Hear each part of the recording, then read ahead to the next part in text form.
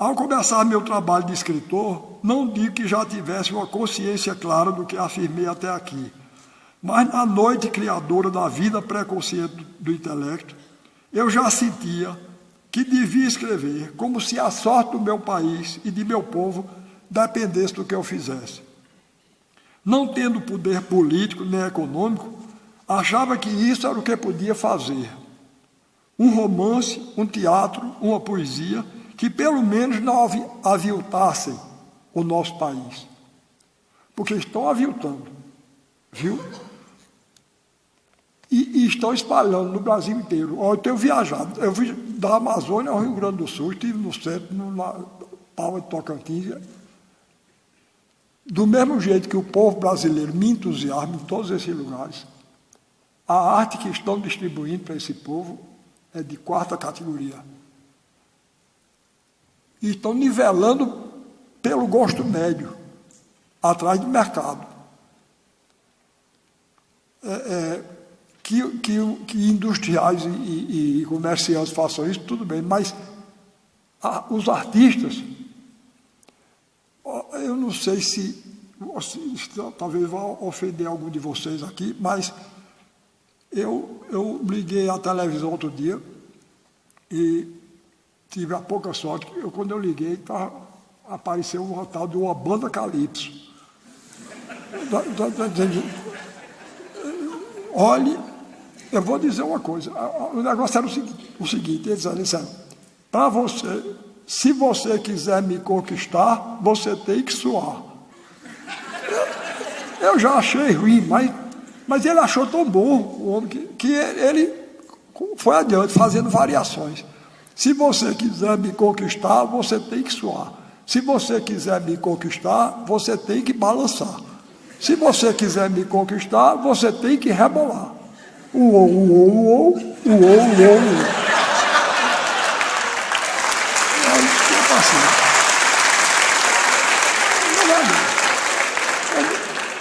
Pois bem, aí meu neto chegou junto de mim, meu neto mais velho. Vovô, você não perca tempo falando mal da banda Calypso, não, porque tem coisa muito pior. Quer que eu lhe mostre? Não, Deus de mim, você imagina, pior do que isso, eu sei lá se isso é contagioso, pode pegar. Então, é isso que eu estou dizendo, estão aviltando a música brasileira. Eu cheguei há pouco tempo em São Paulo e estava na primeira página uma matéria, não sei se está dando para ler aí, Preferência Nacional. Sabe o que é? A banda Calypso. Bom, mas eu ainda aceitei. Mas repare, olha, esse cidadão, eu vou dizer uma coisa, eu não digo que ele vai ouvir reclamação minha até eu morrer, não, porque eu não pretendo morrer. Mas ele vai morrer e eu vou fazer um discurso na cova dele e é contra. Tá certo? Porque, olha, repare o que ele diz, é um homem chamado, eu digo o nome dele em todo canto, Eduardo Miranda. Esse sujeito, eu não digo nem encontro ele. Ele vai ver o que é bom para a tosse. Repare o que ele disse. A Calypso é a verdade do povo brasileiro. Olha, eu considerei isso um insulto pessoal a mim. A verdade do povo brasileiro, uou, uou, uou. Não é uma coisa insultuosa essa. A Calypso é a verdade do povo brasileiro. O Chimbinha é um guitarrista genial. Olha, eu vou dizer uma coisa, eu sou um escritor brasileiro. Meu material de trabalho é a língua portuguesa. Então, se você gasta um adjetivo genial, se você gasta com Chimbinha, o que é que eu vou dizer de Beethoven? Não é? Não pode não se pode gastar uma palavra dessa. Chimbinha é um guitarrista genial. Ao mesmo tempo que são musicalmente interessantes, olha, eu acho musicalmente interessante, eu acho Mozart. A banda Calypso eu não acho não. Ao mesmo tempo que são musicalmente interessantes, eles têm uma coisa, isso foi o que mais me insultou, eles têm uma coisa super brega, que é a cara do Brasil. Tá bom. Olha, eu ainda vou encontrar esse homem. Eu vou dizer uma coisa, eu vou dizer a ele, olha, eu só não digo a você quem é que tem cara super brega, porque eu tenho um grande respeito, carinho e admiração pelas mulheres. E sua mãe não tem culpa nenhuma das besteiras que você diz. Não é? Porque dizer que a cara... Então eu quero dizer a vocês, a cara do Brasil nem é a Chimbinha, nem é a banda Calypso, nem é a super brega. A cara do Brasil são vocês, sou eu, e são sobretudo esses músicos e bailarinos que eu mostrei aqui. E a cara deles a cara do Brasil é muito bonita, é essa que está aí. Eu fiz questão, botei bailarinos negros, brancos, mestiços, e nos músicos também a composição é a mesma. A música que a gente faz procura pegar as vertentes principais da cultura brasileira, porque essa que é a cara do Brasil verdadeiro e profundo. Que eles podem trair, aí aviltar à vontade, mas essa permanece, porque é maior do que eles todinhos. Muito obrigado pela atenção que me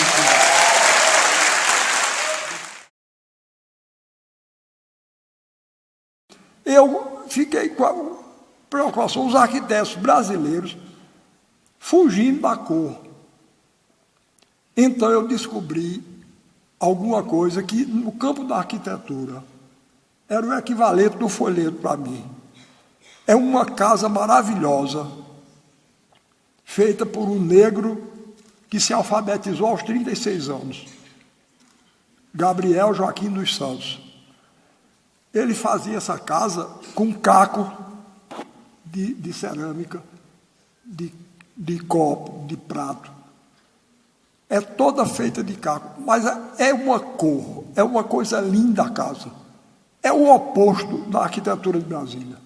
Alexandre, mostra aí a Casa da Flor, Alexandre.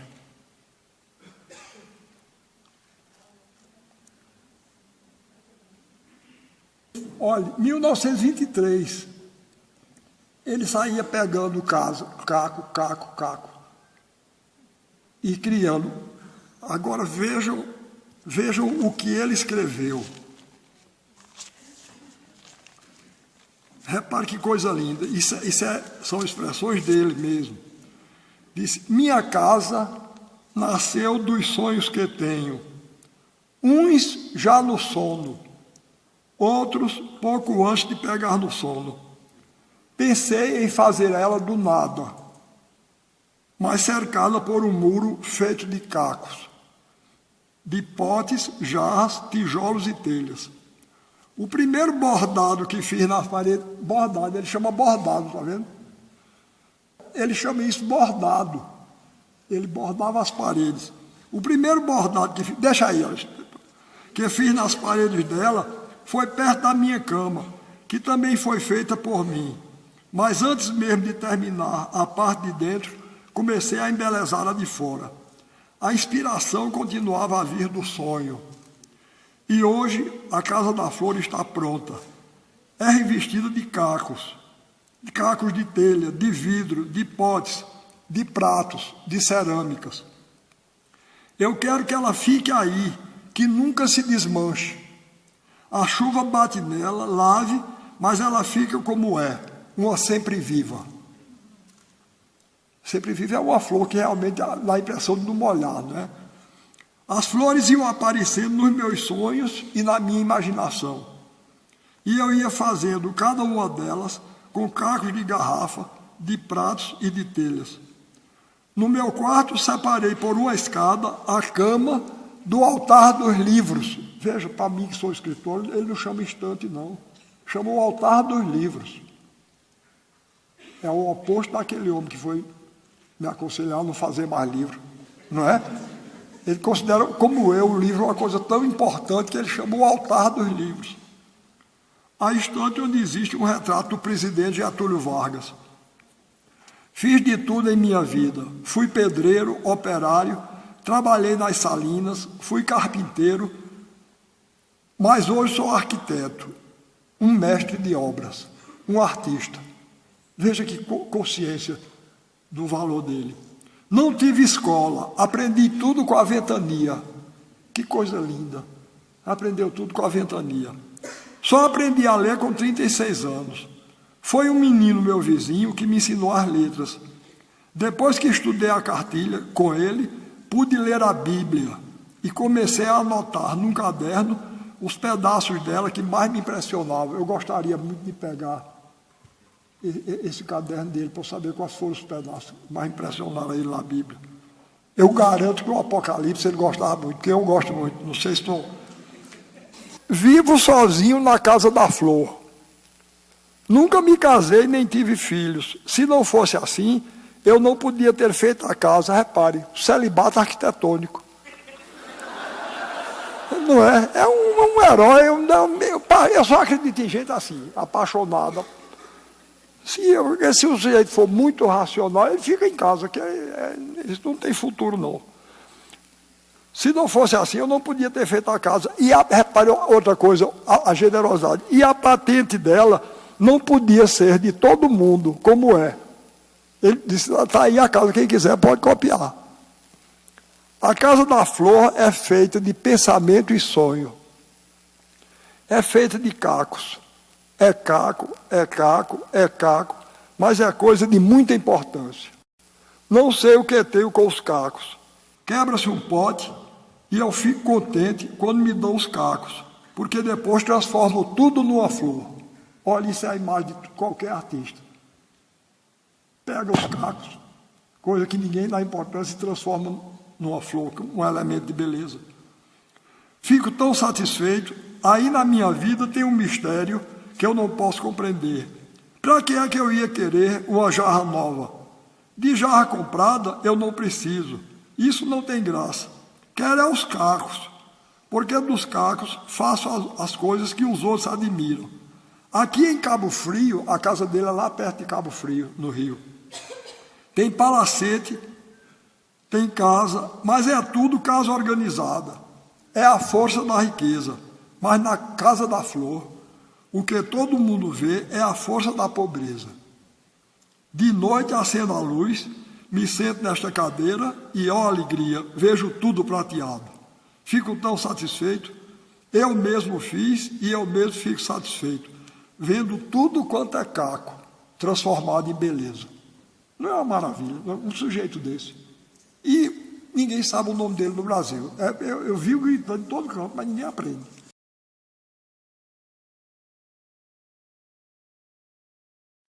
Então, o deputado foi e disse, falou lá mal do governo e disse, quanto ao secretário Ariano Suassuna, sobrou para mim. Quanto ao secretário Ariano Suassuna, ele é apenas um secretário figurativo. Tá bom, eu. Uma figura decorativa, eu. Em cima de um carro, o estado todinho. Eu dei aula nos municípios do litoral, na Zona da Mata, do Agreste, até o Alto Sertão. Eu dei aula no município chamado Afrânio, é o último município. Já faz divisa lá com o Piauí. E eu, em cima, levando esse circo da onça malhada, levando meus dançarinos, meus músicos. Porque, olha, e o povo recebe bem. Capiba, o grande compositor Capiba, meu amigo do peito, ele ficava danado quando o pessoal dizia que cachorro gosta de osso. Ele dizia, só dão osso ao cachorro. O cachorro come com avidez, diz, ele é doido por osso. Ele é doido por comida. Aí Capiba dizia, bote o filé e bote o osso, para ver qual é o que o cachorro escolhe. Não é verdade?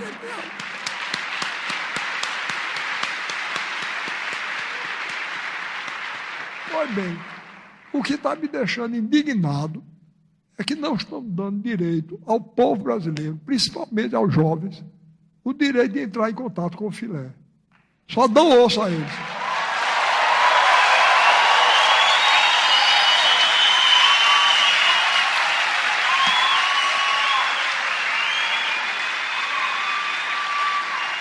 Pois bem, pois é por isso que eu estou fazendo esse trabalho todinho lá com o meu circo da onça malhada. É para mostrar filé ao povo. e mostrar que o povo, eu queria que vocês vissem. Acorre em massa. Acorre em massa. Eu dei uma aula num lugar chamado Belém de São Francisco, lá no sertão do Rio São Francisco. E uma velhinha, quando terminou, uma velhinha do povo, chegou junto de mim e disse: professor, eu nunca pensei na minha vida de ver um espetáculo bonito desse antes de eu morrer. Repare que coisa. Me pagou de tudo quando foi de canseiro, de tudo. Pois bem, e o miserável dizer que eu sou um secretário figurativo. Quer dizer, o governador tinha me nomeado só para eu ficar com cara de secretário. Sim. E para ele dizer que conta comigo na equipe. Olha, inclusive eu não gosto, não. Se tem algum secretário aqui, não leve a mal, que eu estou brincando.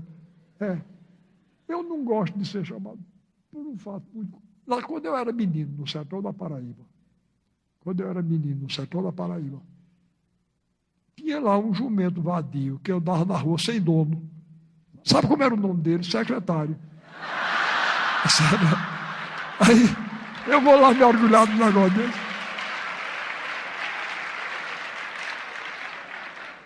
Pois bem, aí o bandido me dizer que eu era um secretário figurativo. Aí eu disse: eu me vingo. Eu, como sertanejo, eu sou muito vingativo. Lá no sertão da Paraíba, minha terra, se diz que sertanejo guarda a raiva em pé de pote para ela crescer todo dia, com a umidade, sabe? Pois bem, aí eu guardei a raiva. Aí um dia eu estava no teatro, algum mês, ele fez um discurso na Assembleia, saiu uma noticiazinha bem pequena no jornal.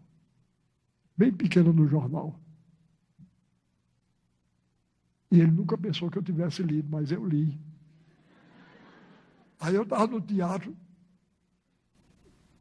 lá, eu estava mais ou menos no lugar, estava ali mais ou menos na segunda fila. Aí, quando ele entrou, ele feito um Judas Iscariotes. Olha, eu não estou me comparando com o Nosso Senhor, não, mas ele pode ser comparado com Judas. Porque ele se diz meu amigo e veio com essa história. Quando ele me avistou, ergueu teatralmente os braços assim e disse: querido Ariano, como vai? Eu disse: figurando.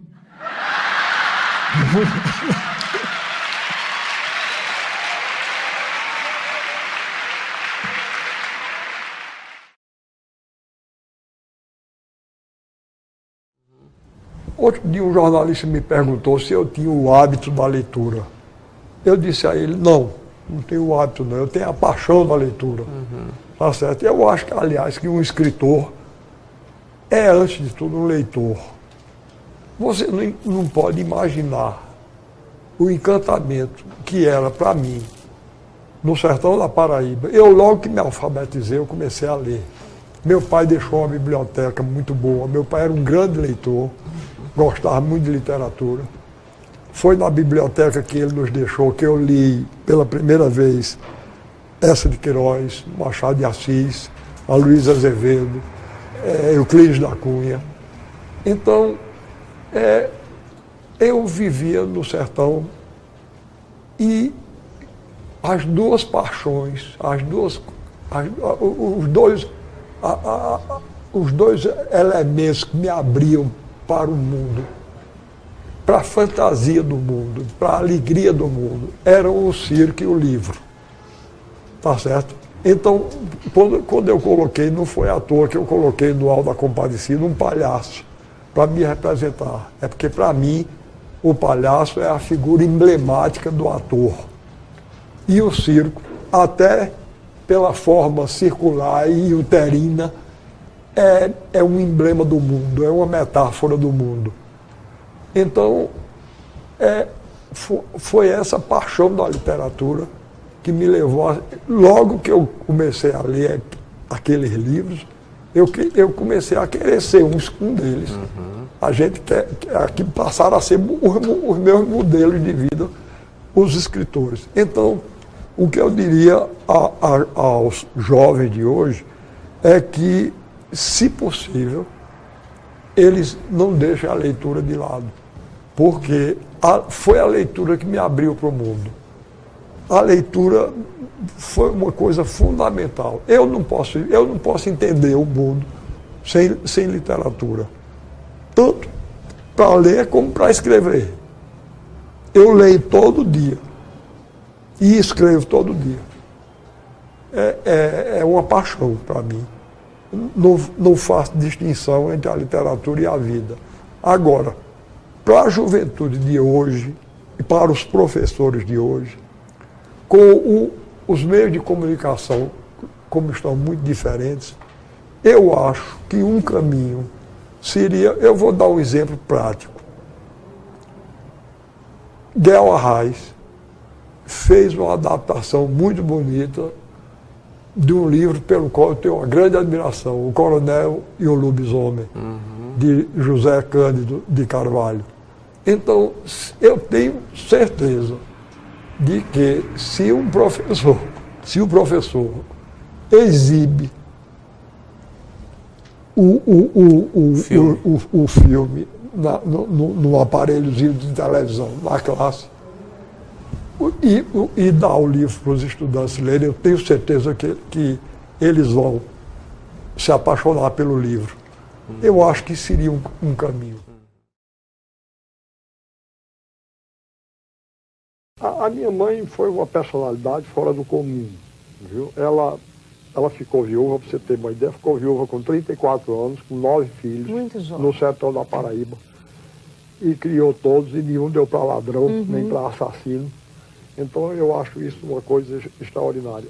E eu digo sempre que o processo de educação é uma coisa muito, muito lenta, não é?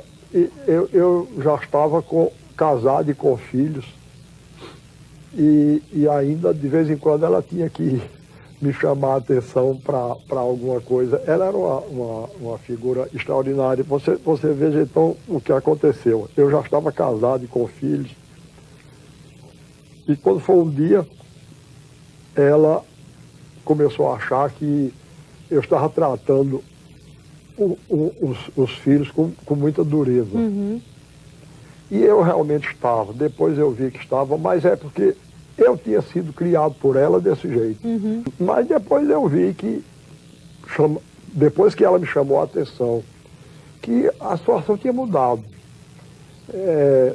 Nem meu pai tinha sido assassinado, o pai deles tinha sido assassinado, claro, como o meu, nem a gente estava no sertão. Infelizmente, a gente só tem uma vez para educar os filhos, né? Verdade. Então, principalmente com os 2 primeiros, Joaquim e Maria, eu fui severo em excesso, seguindo os passos dela, que ela criava a gente com rédea curta e tinha que criar mesmo. Porque não é brincadeira tomar conta de 9 filhos sozinha no sertão da Paraíba, era duro. Então, ela adotava um processo que eu achava muito bom. Ela não chamava a atenção da gente diretamente, porque ela dizia que falando podia perder o controle e dizer o que não devia e o que não queria. Então ela fazia uma carta. Essas cartas eram famosas entre nós. Todos os filhos, quando ela discordava de uma coisa, ela mandava uma carta. Aí, nesse tempo, eu recebi uma carta. Ela sabia que eu gostava muito, que eu gosto muito de abacate. Então, ela mandou um portador lá em casa levar uns abacates para mim, e com os abacates vinha uma carta me passando um carão que eu estava sendo excessivamente severo com os filhos. Aí, no dia seguinte, eu fui lá, entrei, pedi a bênção a ela, como sempre fazia. Ela falou: "Ô, meu filho, que alegria você está aqui. Está tudo bem lá com você?"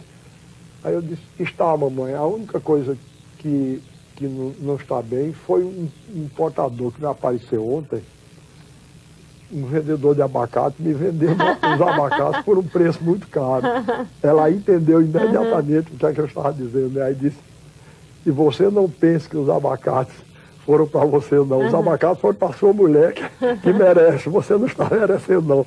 Para você foi só a carta." Ela era assim, eu digo, veja como é o processo de educação, né? Eu já estou casado com 2 filhos e ainda estava precisando levar um puxava de orelha de minha mãe. Vai gente na minha casa me jogar coisa na cara. Eu tenho um azar para isso, da peste. Não sei se acontece com vocês. Eu não vou na casa de ninguém, aperrear ninguém, para converter ninguém a coisa nenhuma. Mas na minha casa, de vez em quando, baixa um. Outro dia chegou, repare que sujeito inconveniente. Ele sabe que eu sou escritor. Chegou na minha casa e disse: eu soube que você está escrevendo um livro, uma coisa muito espantosa. Eu, um escritor. Eu digo: estou. Aí ele disse: rapaz, isso está ultrapassado. Eu digo: ultrapassado por quê? Ele disse: porque o computador agora. Eu digo: olha, pode estar ultrapassado, mas enquanto existir gente como eu gosto de ler, e gosto de ler livro. E eu só gosto de ler deitado. E eu não vou ficar embolando com o computador na cama, não, porque não dá. É muito inconveniente, não é verdade? Pois bem, vai gente na minha casa, tudo considera ultrapassado. Repare, outra vez já faz uns 20 anos. Agora outra coisa, as modas vêm e passam. Tem umas certas vantagens de ter 82 anos. Porque há uns 10 anos atrás, ou 20, vinha gente me jogar na cara um pensador canadense, que eu não aguentava mais nem ouvir mais falar no nome. Um tal de McLuhan, Marshall McLuhan. Eu já acho antipático o nome. Bom, chegou lá. Aí vieram dizer que eu parasse de escrever, porque Marshall McLuhan tinha provado que aí ainda era a televisão. A televisão tinha tornado o livro ultrapassado. Aí eu disse: e você tomou conhecimento das teorias de McLuhan? Como? Ele disse: não, ele escreveu um livro. Então, eu disse: como é, rapaz? Esse eu não levo a sério, não. Me desculpe, o senhor que para dizer que o livro está ultrapassado, escreve um livro, porque ele não sustentou num programa de televisão, né? É porque ele sabe que a televisão é efêmera e o livro fica, se prestar, não é? Quer dizer, daqui a 20 anos ninguém vai saber mais quem é McLuhan, e Cervantes vai continuar, e Dostoiévski vai continuar. Não, a mim ninguém me enrola, não. Eu sou um sertanejo, tenho os olhos abertos para ser besteira todinha. E já vi muita gente chegar lá no Nordeste e me profetizar: olhe, você dá tanta importância ao folheto de cordel, o folheto de cordel vai se acabar. Uns 10 ou 12 desses que já foram, já embarcaram. E o cordel está lá, viu? Tá certo? Quando eu estava escrevendo o Alta Compadecida, eu fui visitado por um desses que querem me converter. Fui visitado, ele chegou e disse: eu ouvi falar que você estava fazendo uma peça de teatro. Eu disse: estou. Ele disse: e como é? Eu digo: não, é o seguinte, eu peguei 3 folhetos da literatura de cordel. O primeiro chamado O Enterro do Cachorro, o segundo, O Cavalo que Defecava Dinheiro, e o terceiro, O Castigo da Soberba. E me baseei neles para fazer uma peça. Ele disse: e a ação se passa aonde? Eu disse: no sertão da Paraíba. Ele disse: tem seca? Eu disse: tem. Tem cangaceiro? Eu disse: tem. Ele disse: rapaz, ninguém aguenta mais isso, não. Eu disse: tá azar meu, né? Ele não, se não aguentar, é um assunto que está me interessando, é esse aí. Eu faço uma peça. Ele disse: pois e disse: como é o nome dos personagens principais? Eu disse: Chicó e João Grilo. Ele disse: e como é que vão traduzir isso? Eu disse: eu sei lá, rapaz. Não é? Eu digo: olha, eu sou escritor brasileiro, eu escrevo para o meu país, para o meu povo. Se os outros gostarem, eu acho ótimo. Mas eu escrevo para o meu... Ele disse: pois eu só coloco o nome. Ele era dramaturgo também. Eu só coloco o nome nos meus personagens que possa se traduzir. Eu gosto muito do nome Martim, porque pode ser, na França pode ser Martin, e nos Estados Unidos, Martin. Coitado, rapaz. com essa preocupação. Nunca ligaram para ele, nunca lhe traduziram. Ele podia ter botado o nome que ele quisesse, que ele não traduziu de jeito nenhum. E não é que traduziram. Na França, João Grilo chama-se Jean Griot. E nos Estados Unidos, John Cricket. Horrível, né? Eu acho péssimo.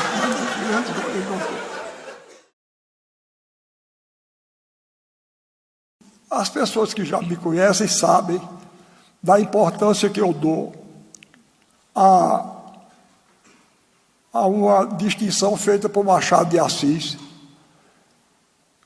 que dizia que no Brasil existem dois países diferentes: o país oficial e o país real. Eu sempre acho que o país oficial é o nosso, o dos privilegiados. Então, eu sou sincero, digo logo, eu sou nascido, criado, formado e deformado pelo Brasil oficial. O povo do Brasil real é aquele ao qual Dostoiévski chamava o quarto estado. Não é? Não sei, vocês devem estar lembrados das aulas de história que na Revolução Francesa havia 3 classes principais, não é? O clero, a nobreza e o que eles chamavam o povo. Mas, na verdade, seria o povo o terceiro estado. Mas, na verdade, isso ocultava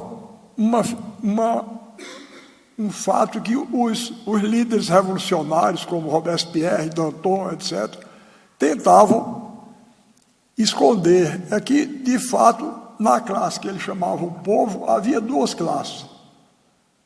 Havia a burguesia emergente, não é? Aqueles comerciantes de tecido, de Lyon, de outras cidades da França, dali da Bretanha, da própria Paris. A burguesia começava a ascender no fim do século XVIII, não é isso? E o povo, que era o campesinato pobre e o nascente operariado das cidades. Mas eles, então, por astúcia, eles colocavam o povo como sendo isso.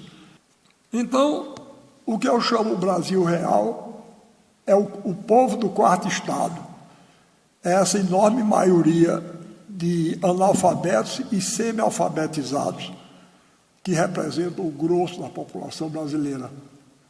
Pois bem, então, desde que eu li essa frase de Machado de Assis, a frase teve para mim a importância de uma revelação. Eu descobri que era uma verdade, aquilo que ele dizia.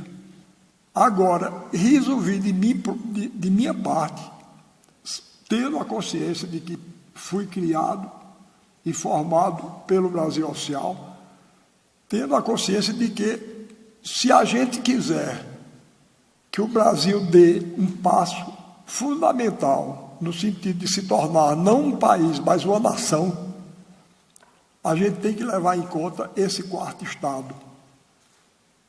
E foi isso que, desde muito moço, eu procurei fazer no que eu escrevo. Eu sou dramaturgo, romancista e poeta.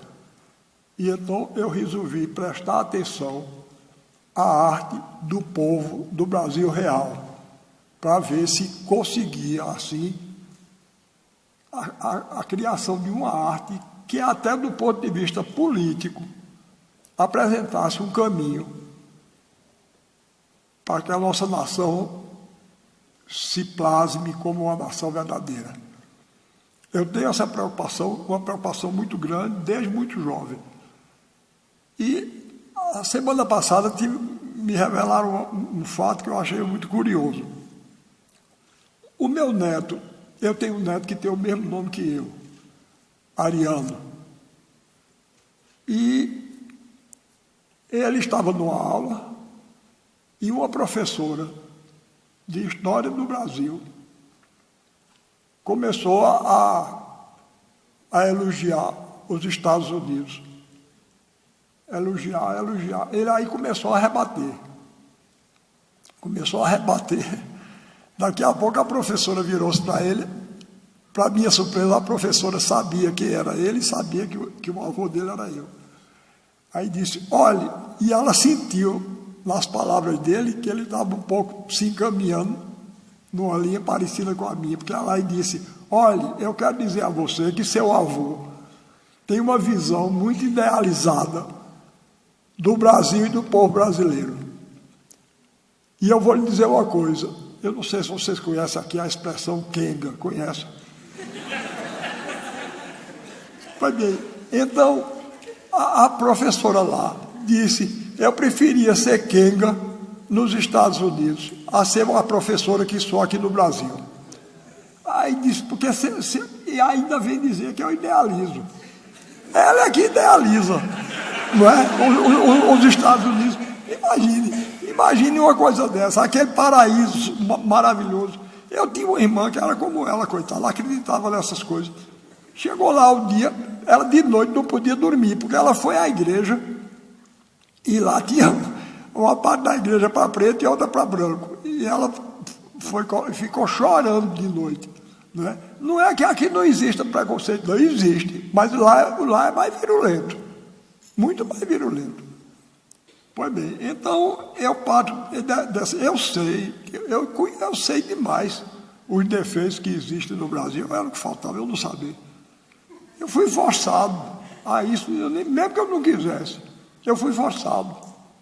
Eu tinha 5 anos de idade quando assisti uma das piores secas do sertão da Paraíba, a seca de 32. Pois bem, eu vi uma velhinha, minha mãe guardava uns alguidares de barro assim, cheio de coalhada e leite, farinha, para poder alimentar as pessoas que passavam.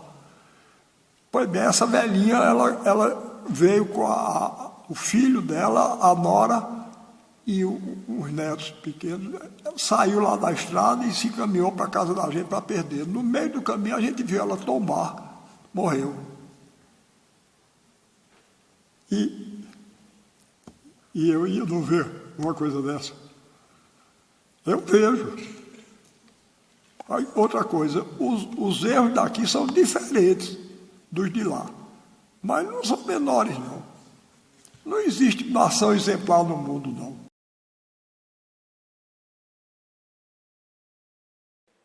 Essas são esculturas que eu estou colocando lá, me valendo desse grande escultor que se chama Arnaldo Barbosa.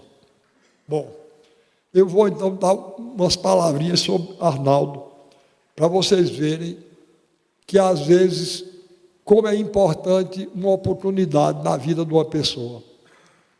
Esse cidadão começou a namorar com a mocinha que trabalhava na minha casa. E ele fazia talha em madeira. Quando foi um dia, ela chegou junto de mim, disse, Arnaldo mandou para o senhor ver essa talha. Eu olhei, me deu um desgosto, não podia ser pior, não. Horrível. Era uma coisa convencional, uma jangada, um coqueiro, uma lua. Aí eu disse, eu dei uma desguiada lá e não disse mais, não fui dizer a ela que era péssimo, mas deixei para lá. Algum tempo depois, ele me mandou um desenho. O desenho, ele tinha visto um filme horroroso que passou chamado Sansão e Dalila, com Elizabeth Taylor. Horrível, um filme péssimo, mas ele tinha se encantado, né? Ele era uma pessoa do povo. Aí ele fez Sansão. Olha, não podia ser pior, não. Era uma figura copiada dos super-heróis de história em quadrinho. Um homem assim. Os músculos daqui, chega a cintura fina, de bota, só faltava um S aqui para ser o super-homem. E ao lado um leão horroroso também, digno de Sansão. Agora, para equilibrar com o leão, ele tinha feito. Ah, sim, mas eu me esqueci de contar uma parte importante da história. Antes dela me mostrar as talhas, ela chegou junto em mim e disse que Arnaldo estava precisando de um emprego. Eu não sabia que ele era artista nesse tempo. Aí eu tinha um amigo que tinha uma fábrica de tecido. Eu mandei uma carta para ele. Ele botou Arnaldo lá. Com 3 meses de trabalho, Arnaldo tomou um porre, fez um desordem, quebrou umas máquinas. Aí meu amigo disse: Ariano, seu amigo está dando mau exemplo lá. Quebrou as máquinas, bebeu. Eu vou demitir. Ele está certo. Ele demitiu. Alguns dias depois da admissão, chegou Dedé de novo, que é essa mocinha. Aí Dedé disse: Arnaldo está agora pretendendo um emprego de vigilante, mas precisa de uma carta de recomendação. O senhor dá? Eu digo: dou. Aí senhor diretor da empresa de vigilância. Aí vai meu amigo Arnaldo Barbosa, cidadão exemplar, nunca bebeu, nunca jogou. Eu não ia deixar um brasileiro desempregado por falta do aí. Aí, com 3 ou 4 meses, Arnaldo, outro porre, outra desordem, foi botado para fora. Foi aí que começou a odisseia. Quando ele me mostrou o Sansão, eu digo: olha, Arnaldo, o Sansão é horrível, o leão é horrível. Agora, essa figura, ele tinha, do outro lado, ele tinha colocado um bicho parecido com daquela figura medieval apocalíptica portuguesa e com o de J. Borges, o monstro do sertão. Era uma espécie de onça com asa. Eu disse: olhe, esse desenho, esse tem alguma coisa de você e de Canhotinho, que era a terra dele lá. Por que você não faz sua talha desse jeito?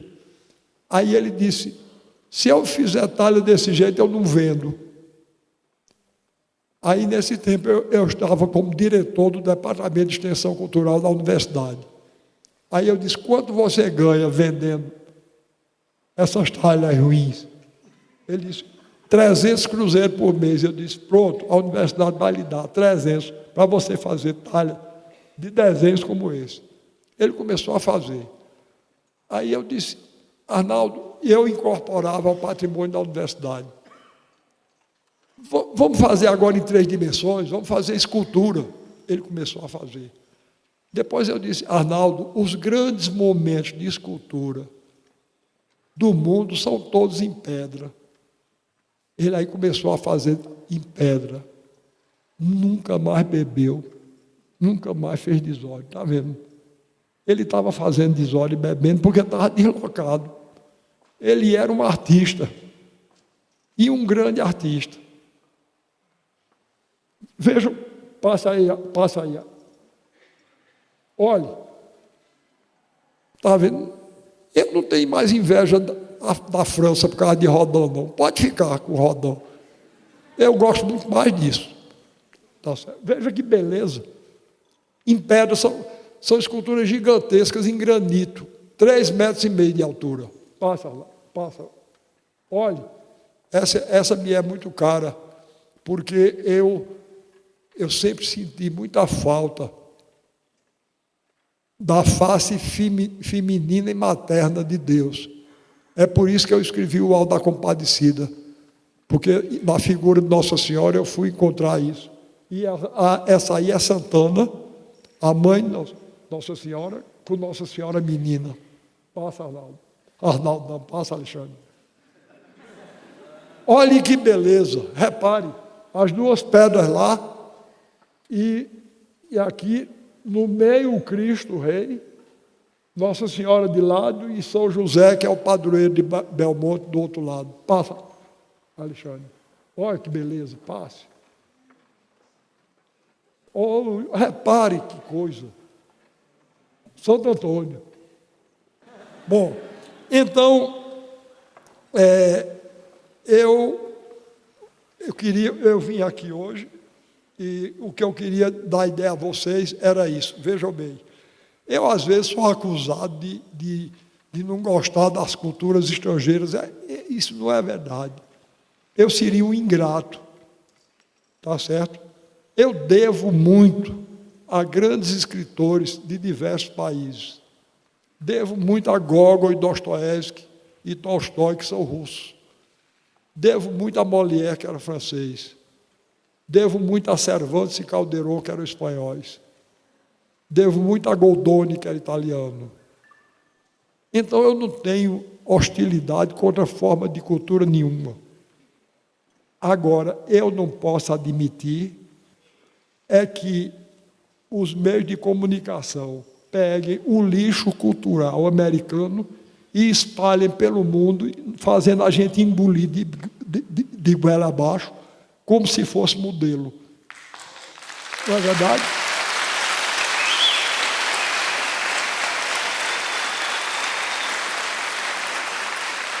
Então, não tenho. Eu procuro fortalecer a nossa cultura. Porque se a nossa cultura se mantiver fiel a si própria, a cultura é a alma e a honra de qualquer nação. É a sede da alma e da honra da nação. Então, eu não permito, na medida das minhas forças, eu não tenho poder político, não tenho poder econômico, mas tenho uma língua afiada desgraçada. Eles querem destruir as nossas peculiaridades, as nossas singularidades no mundo todo, porque no dia em que tiver todo mundo se vestindo do mesmo jeito, falando do mesmo jeito, aí a gente é muito mais facilmente absorvido. E isso eu não quero. Então, não tem preconceito contra ninguém. O que eu quero é fortalecer a nossa, porque então, qualquer coisa que venha de fora, em vez de ser uma influência que nos esmaga, que nos descaracteriza, que nos corrompe, passa a ser uma incorporação que nos enriquece. Desculpe o desarrumado das palavras e muito obrigado pela atenção com que me ouviram.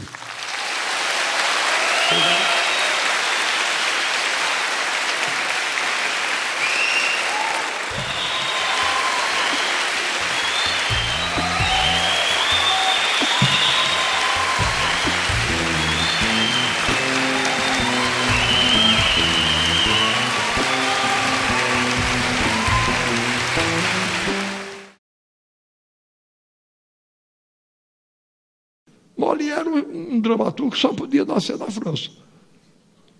É essencialmente francês. Agora, a quantidade de sonho humano e a qualidade literária da obra dele é que torna Molière um escritor universal.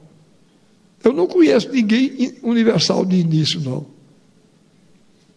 Isso que chama universal é um grande autor local, nacional e local, que se universalizou pela qualidade. Dostoiévski só podia ser russo. Aqueles romances dele só podiam ser escritos na Rússia, mas atinge a todos nós. Está aqui na Suécia, o grande escritor russo Tolstói, ele dizia: pinte bem a sua aldeia, que você pintará o mundo. Então, não tem negócio de localista macaco, não. Eu serei localista macaco se eu for ruim. E isso está cedo para dizer ainda. Só o tempo é que vai dizer se eu sou ruim ou bom. Simone Neto já passou muito tempo, está vivo. E eu falo, por isso que eu gosto de falar em Euclides da Cunha, porque já se passaram 100 anos da morte dele. E o que tinha de envelhecer na obra dele já envelheceu. Então, Os Sertões continua vivo. É um livro que continua vivo e que, enquanto houver língua portuguesa, enquanto houver um país chamado Brasil, vai saber que é um livro fundamental. Faço também sempre uma distinção muito grande entre êxito e sucesso. Outro dia disseram a mim que a minha luta era inútil porque o Brasil, porque a guerra já estava perdida, porque a globalização já está vitoriosa. Eu digo, em primeiro lugar, eu seria muito covarde só porque achar que a luta é difícil, não enfrentar. Enfrento, tá certo? Eu não tenho poder político, não tenho poder econômico, mas eu tenho uma língua afiada que só uma peste. E essa está a serviço do meu país e do meu povo. O povo brasileiro, 67% da música que o povo brasileiro ouve é música nacional, é música brasileira. Isso apesar de toda a campanha que se faz contra. Vocês imaginem se tivesse um pouquinho de ajuda. Eu toco música, vocês vão ver. Eu não toco não, eu trouxe 2 músicos comigo, 2 grandes músicos, vocês vão ouvir. Mas a gente toca música refinada, tá certo? Música refinada, música de primeira categoria, e não é desse tipo de música vibrante que pudesse vencer pela vibração, não. E vocês vão ver. Olha, pronto, eu duvido que vocês não gostem. Esses poemas que eu vou dizer primeiro são poemas medievais portugueses. São poemas dessa época em que a poesia em língua portuguesa era uma poesia considerada popular. O primeiro que eu vou dizer é o romance da Bela Infanta. O romance da Bela Infanta, que diz mais ou menos o seguinte: chorava a infanta, chorava na porta da camarinha. Perguntou-lhe o rei seu pai: por que choras, filha minha? Eu não choro, senhor pai, se chorasse razão tinha. Todas eu vejo casadas, só a mim vejo sozinha. Procurei no meu reinado filha quem te merecia. Só achei o conde Olário, e este já mulher havia. Ai, meu rei, pai de minha alma, este mesmo é que eu queria. Mande aqui chamar o conde pela vossa escravaria. Palavras não eram ditas, já o conde chegaria. Fique a vossa majestade com a minha senhoria. Mando que mate a condessa para casar com minha filha, e traga a cabeça dela nesta dourada bacia. Eu estava dizendo, eu não gosto muito desse poema, porque o homem eu gosto muito do poema, mas eu tenho raiva. Eu tenho raiva do conde, que eu nunca vi um conde mais safado do que esse. Tá certo? Olha, eu tenho uma admiração enorme por mulher. Eu acho mulher é melhor do que homem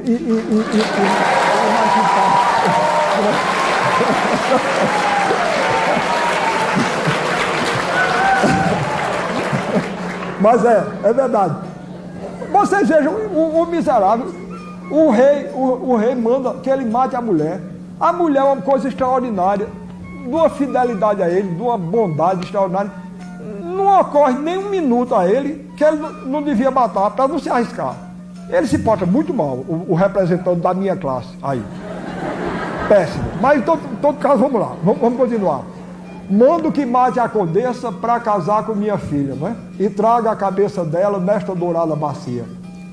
Sai o conde por ali com tristeza em demasia, ter que matar a mulher, e a mulher não merecia. A condessa que o esperava, para abraçá-lo corria, com o filhinho nos braços, já de longe bem o via. Sentaram-se os dois à mesa, nenhum nem outro comia.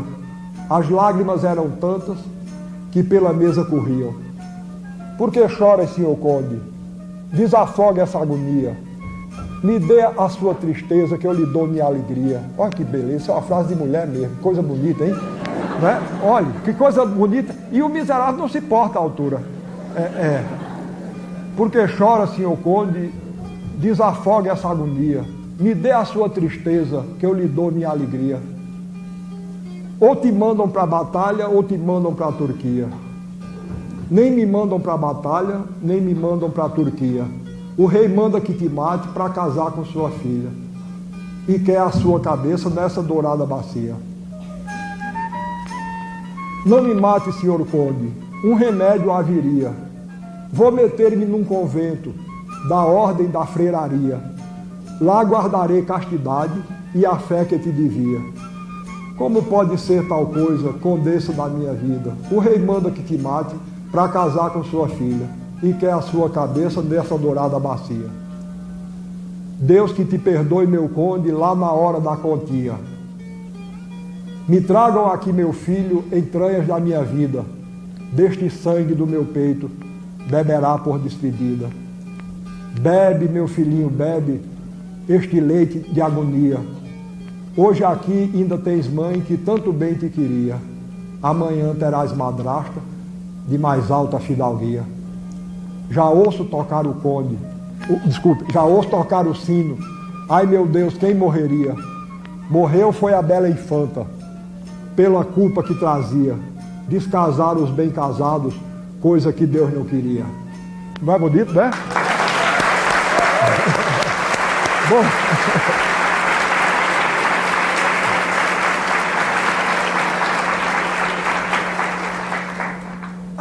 Então esse poema é do romanceiro popular. Vocês veem pelas repetições, o uso da rima única, não é? Agora, esse que eu vou dizer é mais épico, porque é um romance guerreiro. Chama-se A Donzela que Foi à Guerra. É também da primeira fase da Idade Média portuguesa e veio para cá e as pessoas cantavam. E para nós brasileiros tem uma importância que depois eu vou explicar qual é. Pregoadas são as guerras entre a França e o Aragão. Ai de mim que já sou velho, não as posso brigar não. E 7 filhas que tenho, nenhuma delas é varão. Responde a filha mais velha com toda a resolução. Venham armas e cavalo, que eu serei filho varão. Tendes os ombros muito altos, filha, conhecer-vos-ão.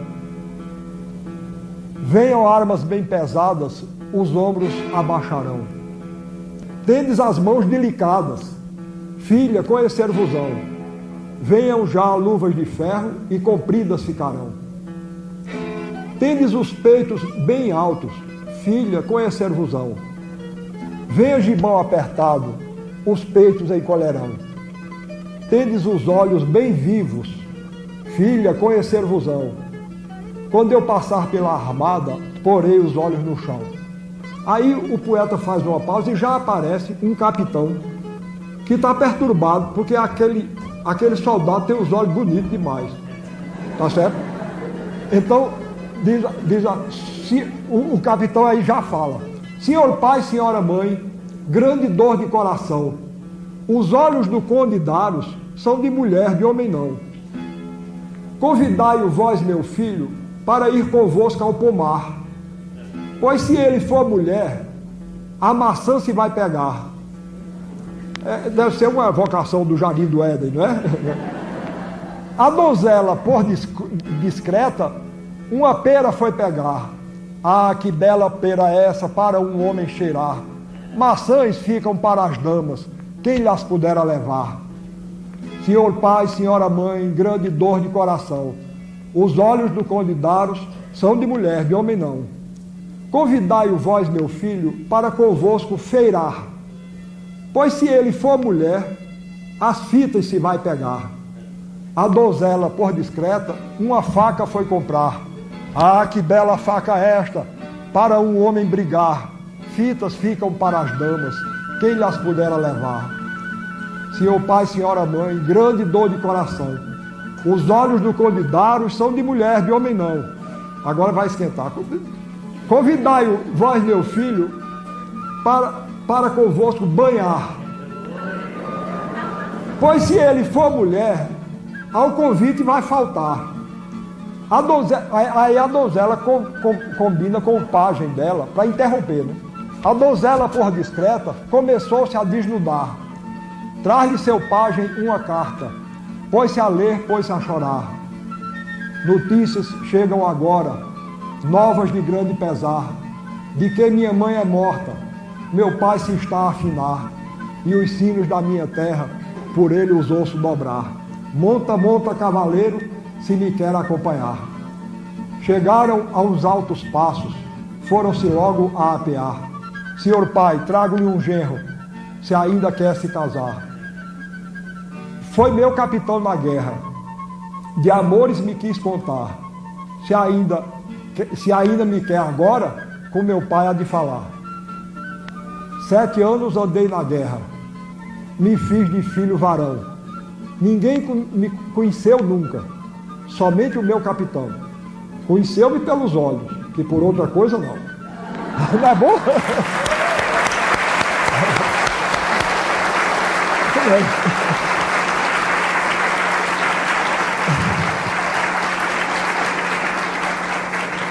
Bom, esse romance é importante para nós brasileiros, porque além do seu valor literário, ele serviu de motivo ao grande escritor Guimarães Rosa para fazer o Grande Sertão Veredas, não é? Esses romances emigram para cá. Esse aí, o romance da Bela Infanta, eu cantava quando era menino. Então era assim: chorava a infanta, chorava na porta da camarinha. Perguntou-lhe o rei, seu pai, por que choras, filha minha? Eu não choro, filho, pai.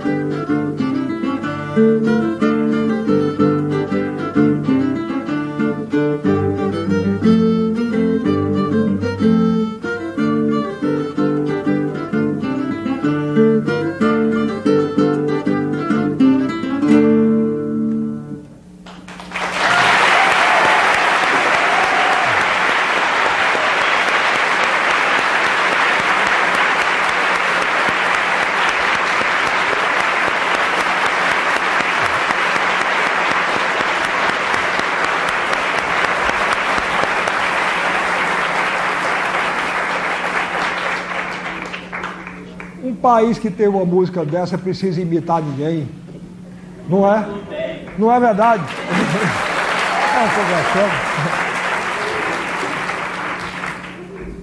A gente tem para emprestar aos outros.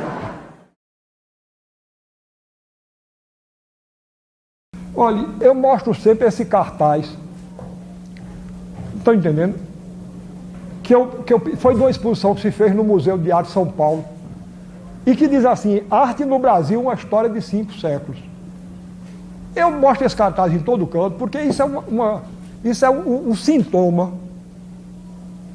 de uma coisa muito ruim que acontece com a sociedade brasileira. Vocês vejam uma coisa, aqui por trás dessa simples frase, tem um preconceito enorme. Arte no Brasil, uma história de 5 séculos. Isso significa que a arte no Brasil só começa quando os portugueses chegam.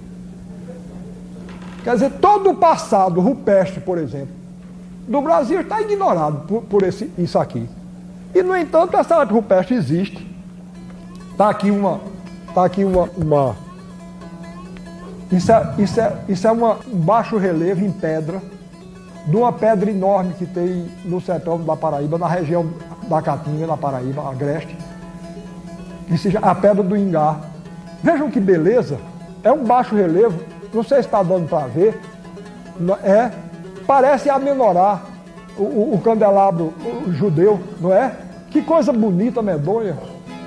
Inclusive tem uma estrela de 6 pontas aqui. Não estou dizendo com isso que é judaica, não. Tá certo? Isso foi feito pelos antepassados dos nossos índios. Mas, veja que coisa curiosa, parece a menorá e tem uma estrela, como a estrela de Davi, de 6 pontas aqui. Olha que beleza de desenho. Isso é um desenho rupestre da Serra da Capivara, no Piauí. As pessoas que não têm um conhecimento mais diário com a arte, às vezes pensam que isso é um veado mal desenhado. Não é não. Isso é altamente bem desenhado. Eu gosto muito de uma história que aconteceu com Matisse. O grande pintor francês foi do nosso século, né? Matisse, uma vez, fez uma exposição e quando ele chegou lá, ele era muito engraçado assim. Quando ele chegou, estava um homem rindo diante de um quadro que representava uma mulher que ele tinha pintado. E o homem às gargalhadas. Aí ele disse, por que é que o senhor está rindo? Ele disse, porque essa mulher está com a barriga verde. Ele disse, meu senhor, isso não é uma mulher não, isso é um quadro. Não é verdade? Isso é uma coisa lógica, hein? Está entendendo?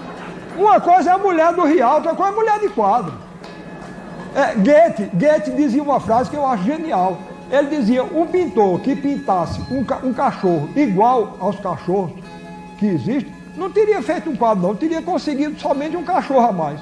Eu trouxe para mostrar a vocês também essa fotografia que representa uma cena do teatro indígena, né? E eu fiz muita questão de trazer porque se vocês abrem qualquer manual de teatro brasileiro, qualquer manual brasileiro de teatro, vocês vão encontrar 2 afirmações. A primeira, de ordem geral, que o teatro nasceu na Grécia. E a segunda, que o teatro brasileiro nasceu quando os jesuítas aqui chegaram com o teatro de Anchieta, etc, etc. A mim me parece uma coisa absolutamente clara que o que nasceu na Grécia foi o teatro grego. Não é? Porque o teatro japonês não nasceu na Grécia. O teatro chinês não nasceu na Grécia. Não é? Então, pois é uma coisa tão clara, não é? E o teatro brasileiro não nasceu quando os jesuítas chegaram, não. Os jesuítas trouxeram uma contribuição importantíssima. Mas já existia esse teatro aqui, do mesmo jeito que já existia essa pintura maravilhosa, existia esse teatro extraordinário, que por acaso é um teatro, como o teatro grego, um teatro de máscaras, não é? Um teatro mítico, são divindades que estão aqui presentes, como no teatro grego primordial. E esse teatro tem que ser levado em conta. E foi da fusão do espetáculo indígena com o espetáculo negro e o espetáculo ibérico que surgiu esse extraordinário teatro popular brasileiro, que vejam que beleza.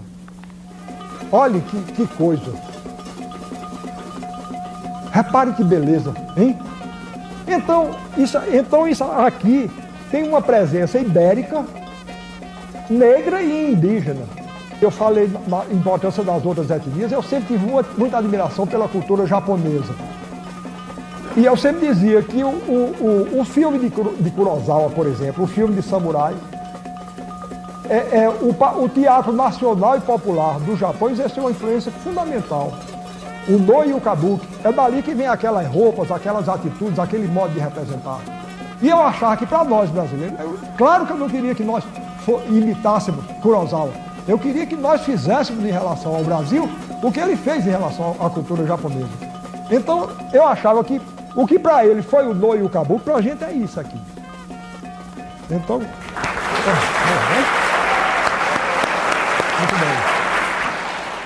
bem. Então, eu prometi que terminava logo, mas estou demorando, mas vou acabar. Aqui é uma gravura feita pelo grande mestre da gravura nordestina, um homem do povo, que é poeta e é gravador. Chama-se J. Borges. E isso é A Chegada da Prostituta no Céu. Ele fez um folheto com esse título, com esse assunto, e aqui está, a prostituta está chegando ali, e o diabo e o marido da prostituta estão querendo puxar ela para o inferno, e ele ainda quer dar uma facada nela. E São Pedro está ali acudindo e puxando ela para o céu. Não é? Não precisa dizer, estamos todos lá de São Pedro, né? salvar. Bom, e aí, da mesma maneira que eu procuro no teatro, baseado no folheto, o meu querido amigo Gilvan Samico, que eu considero o maior gravador do Brasil, ele parte das capas dos folhetos. Do mesmo jeito que eu parto da poesia narrativa dos folhetos para fazer meu teatro, ele parte. Essa gravura chama-se O Fazedor da Noite. O Fazedor da Noite está aqui, ele está espalhando a noite para cá, né? Aqui tem um homem, um pássaro oferecendo a maçã, acho que é o pecado, qualquer coisa. Aqui tem um anjo em cima do leão e o anjo refletido para o lado de cá. Essa gravura é lindíssima, dá para vocês terem uma ideia. E, finalmente, a última, eu trouxe uma fotografia de uma casa popular africana,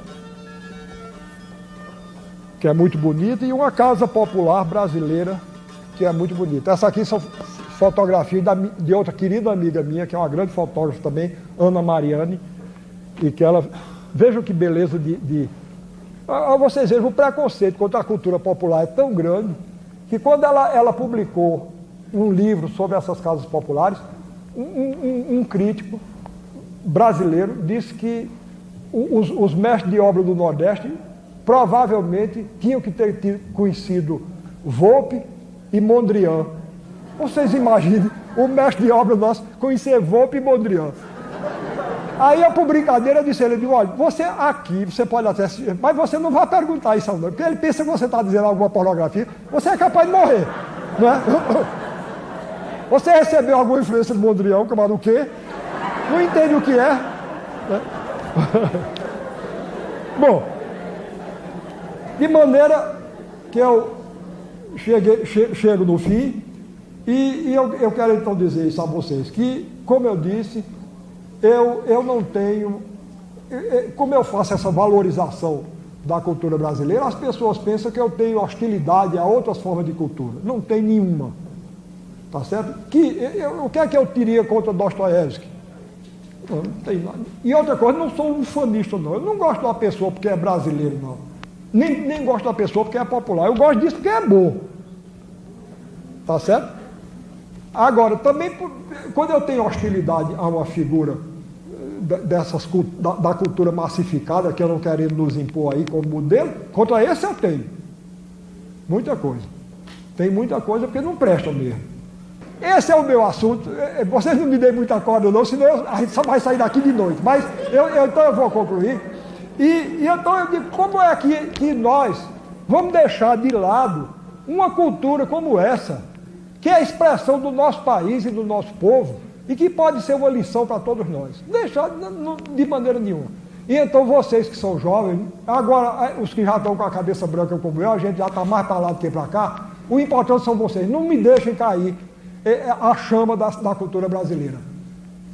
Isso não significa nem ufanismo, nem exclusivismo, nem chauvinismo da minha parte. Não é? Eu não tenho por nenhuma cultura, nenhuma hostilidade. O que eu quero é fortalecer a nossa. Porque então, qualquer coisa que vem de fora, em vez de ser uma influência que nos descaracteriza, que nos esmaga, que nos corrompe, passa a ser uma incorporação que nos enriquece. Desculpe o desarrumado das minhas palavras e muito obrigado pela atenção com que me ouviu.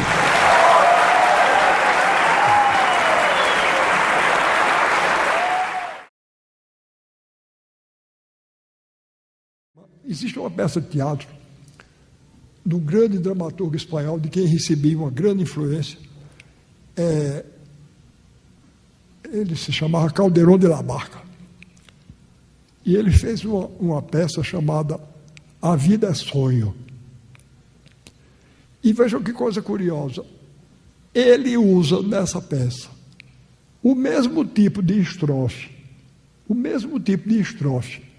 que os nossos cantadores usam.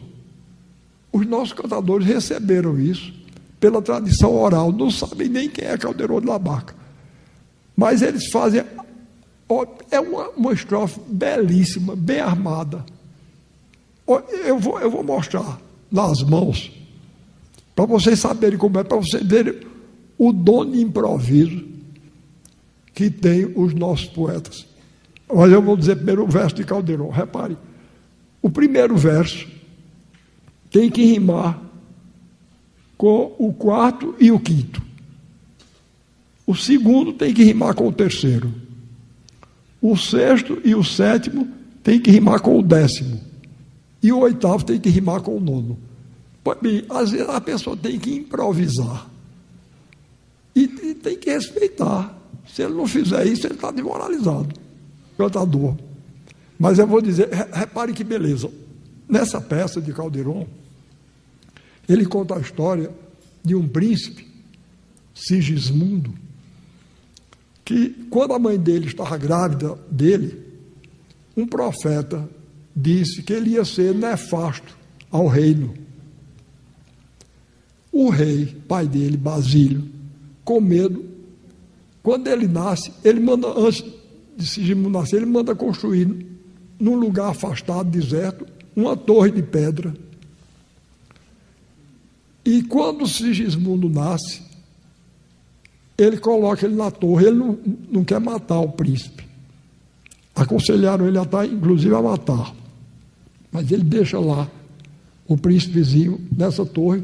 Só quem sabe da existência de Sigismundo é o maior amigo dele, um cidadão chamado Clotaldo. Então Sigismundo é criado preso nessa torre, até a idade adulta. Ele aprende a falar com Clotaldo, recebe a comida da mão de Clotaldo. Agora, quando ele chega à idade adulta, 22, 23 anos, aí o rei começa a ter remorso. Chama Clotaldo e diz: será que a gente fez bem? Só por uma profecia, que pode estar enganada, de pegar o meu filho. O que é que você me sugere? Aí Clotaldo diz a ele: vou fazer o seguinte, eu vou botar um narcótico na comida dele, ou na bebida, ele toma, adormece, e a gente traz ele para aqui. E convence a ele que ele, desde menino, sofreu um pesadelo, que não houve nada daquilo, que ele é um príncipe. Aí Basílio, o rei, aceita. Aí trazem Sigismundo. Sigismundo, quando desperta, está vestido de príncipe, numa corte, e convencem a ele que a vida da torre de prisioneiro foi um sonho, um pesadelo ruim que ele teve, que nunca existiu. Acontece que um camarada criado desse jeito não podia ter um comportamento muito bom, não. E ele mata uma pessoa. Aí o rei aí fica apavorado de novo. Aí resolve ele e Clotaldo, dão novamente o narcótico a Sigismundo e trancam de novo na torre. Sigismundo, quando acorda, está preso, cheio de cadeias, de correntes, amarrado de novo na torre. E Clotaldo convence Sigismundo de que a sonhada foi a vida da corte. Aí ele, coitado, fica na dúvida. Aí quando ele desperta lá, algemado, preso, ele fala na peça 2 décimas de Calderon. Reparem que beleza. Sonha o rico na riqueza. A vida é sonho, é o nome da peça, né? Sonha o rico na riqueza, que cuidados lhe oferece. Sonha o pobre que padece na miséria e na pobreza. Sonha o que busca a beleza. Sonha o que luta e pretende. Sonha o que agrava e ofende. E no mundo, em conclusão, todos sonham o que são, coisa que ninguém entende. Eu sonho que estou aqui, de correntes carregado, e sonhei que em outro estado, como príncipe, vivi. É a vida, um frenesi. Que é a vida? Uma ilusão. Uma sombra, uma ficção, e o bem mais belo é medonho, pois toda a vida é um sonho, e os sonhos são. Não é bonito?